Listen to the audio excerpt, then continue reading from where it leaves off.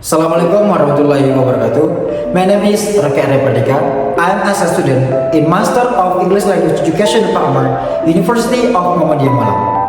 This video is a requirement to fulfillment the ESP course served by Associate Professor Dr. Sudaran M. The topic of this video is assessment plan. And for the more information, watch this video until the end and check it out.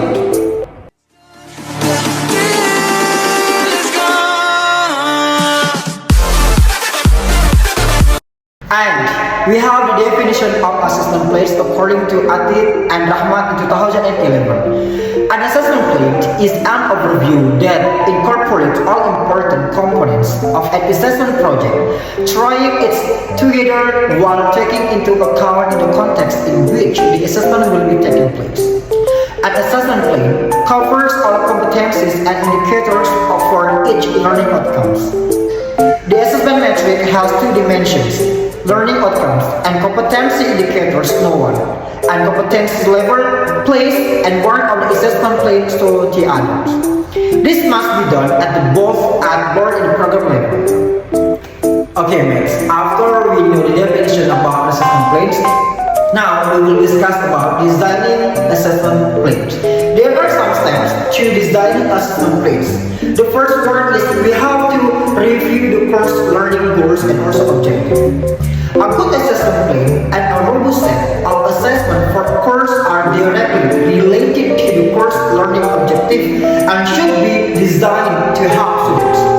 The second step is choose desired assessment. After we have examined our course goals and learning objectives and went through our assessment with them, we can start designing the assessment for themselves, which often include exam, project. As a fundamental level, evaluation can be classified as formative or summative, low stake or high stakes. And here is the example of assessment design. The first one is diagnostic assessment. The second one is non-preference assessment. The third one is formative assessment. The next one, or the fourth, is summative assessment. The fifth example is creation reflective assessment. And the last, or the sixth, is ipsative assessment. The third step is choosing the right tools for our assessment. In this step of creating our assessment plan, we will explore the many assessment tools available within Canvas and beyond and select the one that are most relevant for the assessment plan in our assessment plan, both formative and also summative. After learning about the capabilities and also the limitation and various technology, we will be able to identify and select tools that are appropriate for the aims and purposes of our assessment development. Here are the example of assessment plan that we can use. The first one is Plus, it seems like the Google Form. The second one is Google Classroom. The third one is e-learning. The fourth one is Quizzes. The fifth one is Kahoot application. And the sixth one is Google Form. The next step is create assessment criteria and rubrics. Just align assessment with the first learning objective. We also align grading criteria for each assessment with the goals of the unit of the content of practice, particularly for assessment that cannot be assessed through outcome animation in the same way that multiple choice tests are. Rating scales convert the grading criteria you have established into degrees of performance expectation for our students, which can subsequently be expressed as levels, number or level. Common rating scales include, the first one is A, B, C, and etc. Okay, the next step is determine the feedback strategy. Giving students feedback on their work is critical to their learning process, such as formative feedback allow them to experience with information and ability, whereas summative feedback assess their progress toward reaching course objective. Regardless of class, mode, instructor, and TAS can provide meaningful feedback to students in a variety of methods that are both educational and efficient for faculty members. In this step of deflating our assessment plate, we can consider we will provide feedback. The professor of TE or expert, classmate or LMS software such as Canva and automatic and etc.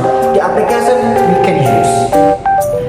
Here are the example of determining the feedback strategy.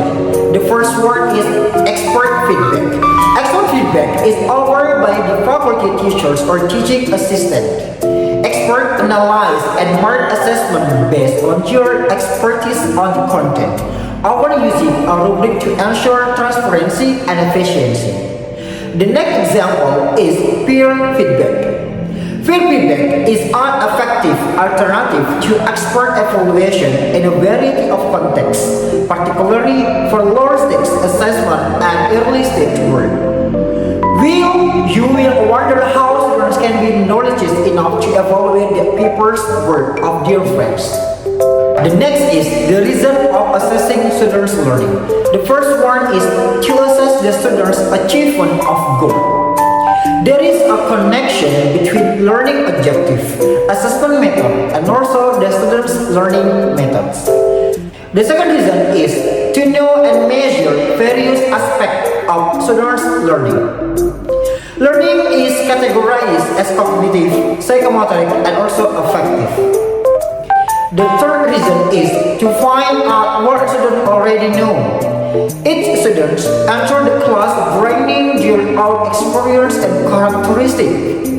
Teachers need to know the condition of your students, so the teachers can depart from students' deficient experience in starting their learning. The last is conclusion.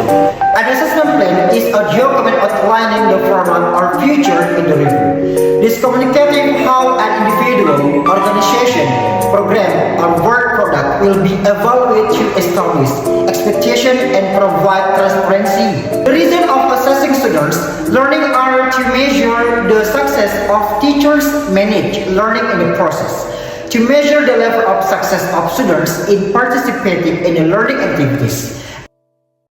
I know